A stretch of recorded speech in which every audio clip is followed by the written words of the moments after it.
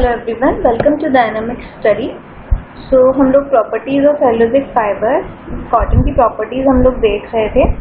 सो उसको हम स्टार्ट करते हैं। आज ये हैं आपकी केमिकल प्रॉपर्टीज़। हमने फिजिकल और थर्मल प्रॉपर्टीज़ ऑलरेडी कर ली हैं प्रीवियस लेसन में। आज देखते हैं केमिकल प्रॉपर्टीज़ कौन कौन सी होती हैं कॉटन में। Action of acids and एल्कलाइज।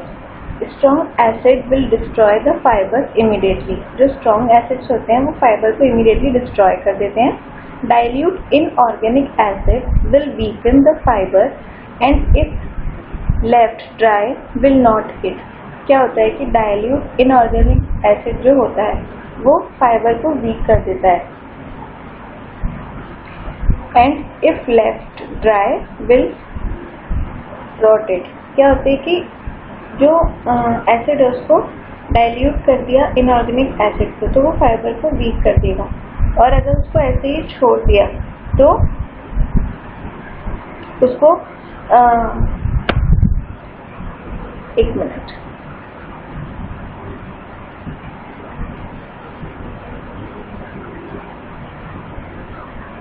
Okay.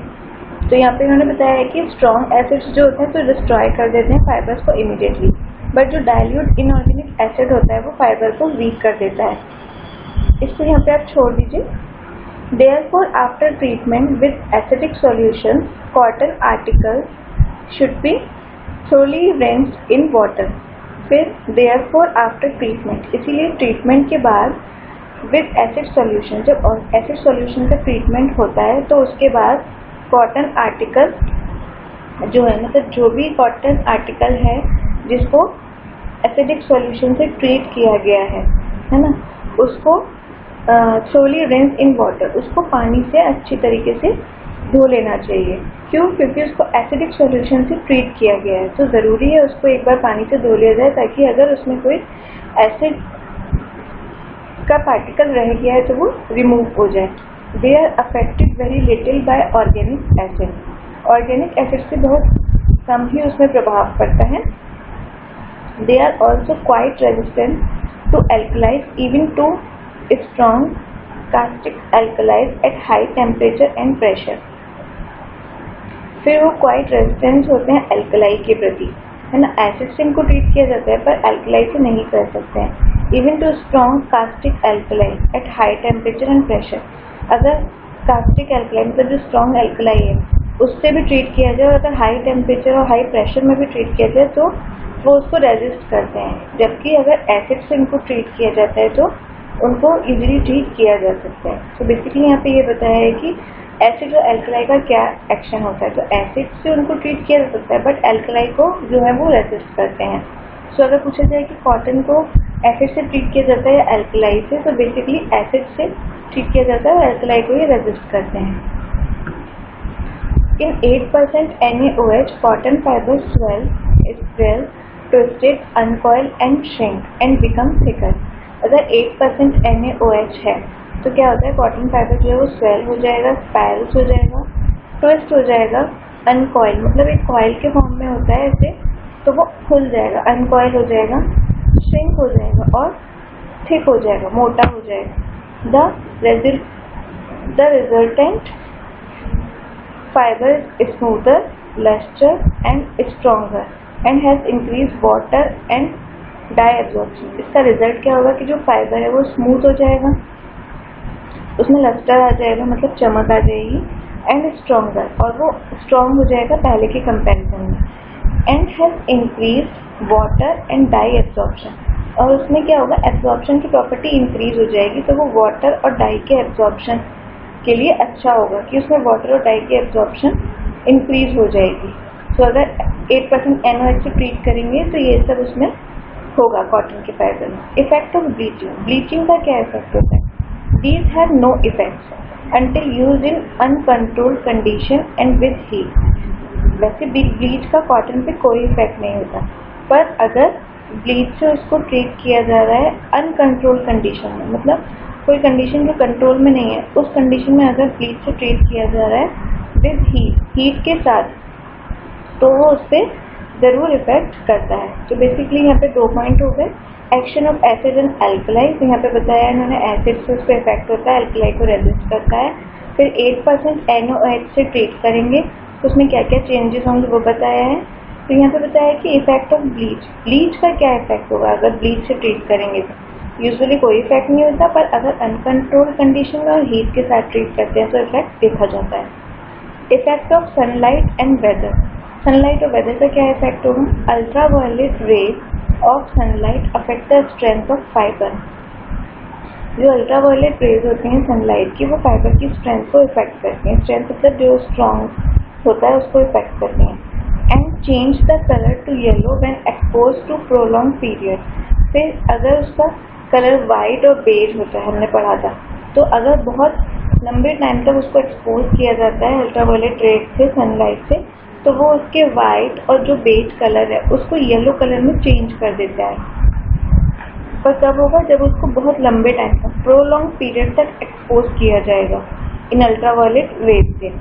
Pollution also effect fibre, pollution भी फाइबर को इफेक्ट करता है।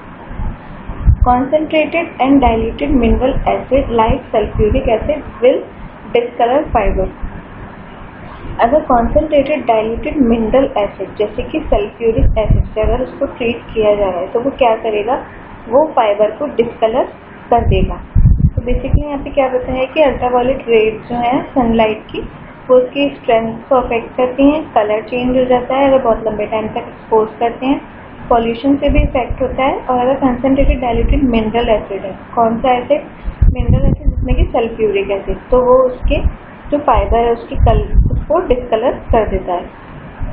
Affinity to dye, cotton tape in dyes better than linen but not as readily as silk and wool, cotton जो होता है वो dye को absorb करता है better in comparison of linen, मतलब लिनेन से अगर कंपेयर करें तो कॉटन ज़्यादा अच्छे से डाई को जो है एक्सेप्ट करता है, पर अगर उसको सिल्क और वूल से कंपेयर करें तो वो उतनी जल्दी डाई को एक्सेप्ट नहीं करता है। तो लिनेन से तो बेटर है, बट सिल्क और वूल जो है वो कॉटन से बेटर है डाई को लेने में। If a mordant is used, cotton is easy enough to dye moderate colors. Direct or substantive dyes should be applied to the cotton. यहाँ पे बताया है कि if a mordant is used, cotton is easy enough to dye. अगर mordant को use किया जाता है तो cotton को dye करना easy हो जाता है। Mordant कलर जो होते हैं direct और substantive dyes को, mordant कलर direct और substantive dyes को अगर यूज़ करते हैं तो वो जल्दी यूज हो जाते हैं, तो इसलिए यहाँ पे बताया है कि मॉडर्न कलर डायरेक्ट और सब्सटेंटिव डाइज को ही कॉटन पे अप्लाई करना चाहिए, जिससे कि वो उसको इजीली उसको एक्सेप्ट कर ले, एब्जॉर्ब कर ले और उसको डाई किया जा सके। Effect of perspiration, both acidic and alkali perspiration discolour the fibre, क्या इफेक्ट होता है पेस्पिरेशन का कि अगर आप एसिडिक पेस्पिरेशन कर रहे हैं या अल्कलाइन पेस्पिरेशन कर रहे हैं, दोनों का ये इफेक्ट होगा कि वो जो फाइबर है कॉटन का उसको डिस्कलर कर देंगे, मतलब दोनों का ही इफेक्ट होगा। यहाँ पे ऐसा नहीं है कि सिर्फ एसिड से ही इफेक्ट होगा और अल्कलाइन को वो रेजिस्ट करेगा, नहीं, दोनों के पेस्पिरेशन में सेम रिजल्ट दिखा रहा है यहाँ पे कि फाइबर जो है वो डिस्कलर हो जाएगा। यही बात यहाँ पे बताई थी इन्होंने कि अगर सल्फ्यूरिक एसिड से उसको ट्रीट करते हैं कंसनट्रेटेड और डाइल्यूटेड सल्फ्यूरिक एसिड से, तो वो उसको डिस्कलर कर देगा। तो पेस्पिरेशन में भी यही इन्होंने यहाँ पे बताया है। सो आई होप ये जो आपको पॉइंट्स हैं इसकी केमिकल प्रॉपर्टीज़ वाले ये क्लियर हो गए कि कौन कौन सी केमिकल प्रॉपर्टीज़ होती हैं। ये इम्पॉर्टेंट है क्योंकि एग्जाम में पूछा जाता है कि कॉटन इफेक्टेड बाय एसिड और अल्कलाइन या कौन सी डाई उस पर यूज़ करनी चाहिए, है ना, ये सब क्वेश्चन एग्जाम में पूछे जाते हैं। ब्लीचिंग का क्या इफेक्ट होता है, तो ये यहाँ पे आप ब्रीफ उसमें आपको यहाँ पे क्लियर हो रहा है कि ऐसे तो कोई इफेक्ट नहीं होता ब्लीच का, पर अगर अनकंट्रोल कंडीशन और हीट के साथ किया जाता है तो वो इफेक्ट करता है।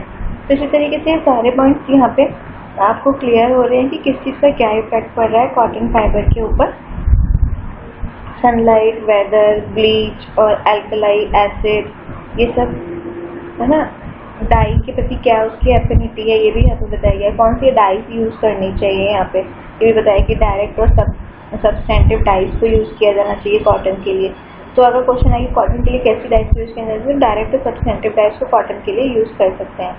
ऐसे ही रेस्पिरेशन के लिए भी बताया है कि एसिडिक हो या एल्कलाइन, दोनों इसको डिस्कलर कर देते हैं। सो आई होप आपको ये क्लियर होगा। कोई भी डाउट, कोई भी क्वेरी हो तो कमेंट सेक्शन में आप पूछ सकते हैं। Thank you.